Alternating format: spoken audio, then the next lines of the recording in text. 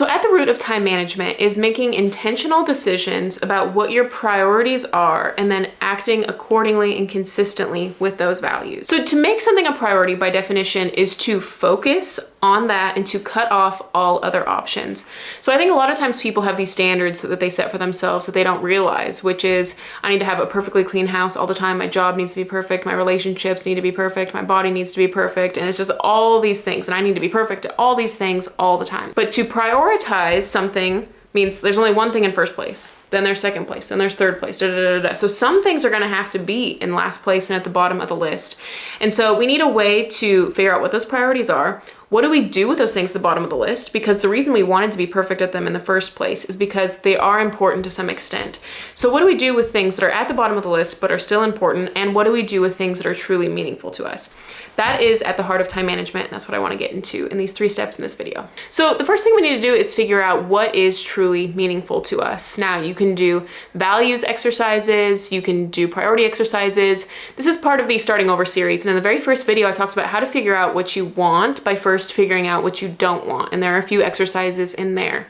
But on a very basic level, I think what we first need to do is diagnose how you are currently spending your time. So I will have a time tracking sheet linked in the description. And the first time I did this time tracking exercise, it's actually crazy how you realize how you're spending your time. And just by nature of you realizing that someone's watching you, you're watching you, it's gonna change the way you live that week, because every 30 minutes or every hour or every 15 minutes, depending on how you choose to log it, you're gonna be having to be accountable to yourself. And just by very nature of being accountable, you're gonna live differently and you're just gonna by nature be more productive. But then at the end of the week, you're gonna see what was important to you. And you can kind of sort these into which of those things were signal and which of those things were noise. You can sort them into these things were meaningful to me. These are in alignment with my values. I thought that they were great. I back the way I spent my time. Then you have these other things you're like, it's just this buzz, it's this hum in the background. Like, that's not actually how I want to live my life. That's not in alignment with my values. So the second thing you're gonna do then is once you have a list of things on that list that were not meaningful to you, we're going to try to minimize those things as much as possible. Now, some of those things, it's possible to be deleted. Like if you have too much time on your phone, for example, we can delete those things. There's other things in our life that are not meaningful to us, but we don't really have the option to not do them. For example, like laundry or like cooking or cleaning, like there's certain maintenance of our life that we just have to do.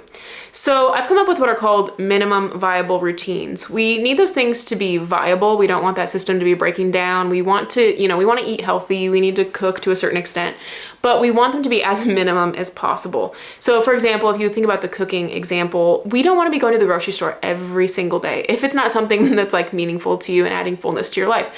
How can we make that more efficient so that we are minimizing that? And the reason we're minimizing it is so that we can maximize the things that are actually meaningful to us. So I want you to think through an outline for a lot of these basic routines: a workout routine, a cooking routine, laundry, cleaning, different routines that we have to do that maybe aren't necessarily meaningful. What does a minimum viable routine look like to you? Chunk it down into all of its tasks and think about, in an ideal week, where would those go? Do you ideally want to do those tasks Monday morning, or would you rather do those on Saturday evening? Like probably not.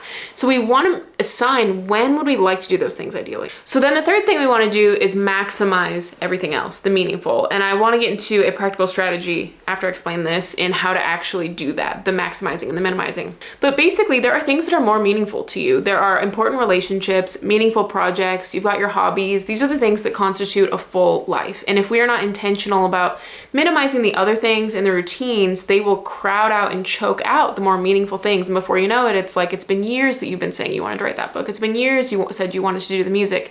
And it's important that we do those things and we give ourselves our own reminders, because no one else is going to tell us to do it. No one's going to tell us to write the book. No one's going to tell us to write the music. And so that's when we have to demonstrate self-leadership and be our own alarms and remind ourselves to do things. So if you have a meaningful project and you're like just jumping into the series, I encourage you to go to the very beginning, and where it's all about mapping up.